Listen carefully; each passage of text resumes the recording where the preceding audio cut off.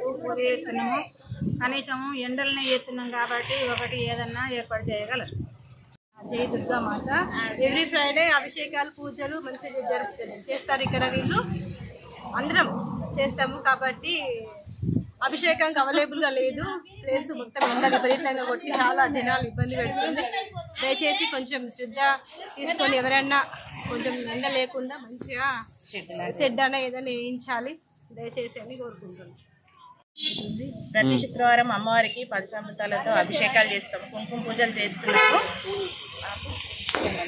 ఎండ బాగా విపరీతంగా ఉండడం వల్ల మేము పూజ అనేది సరిగ్గా చేయలేకపోతున్నాము. మాకు ఎండ లేకుండా ఎవరైనా రేకుల షెడ్ అయినా ఏదైనా వేయించగలరని మా దుర్గామాత తరఫున మేము కోరుకుంటున్నాము. జై భవాని, జై జై భవాని.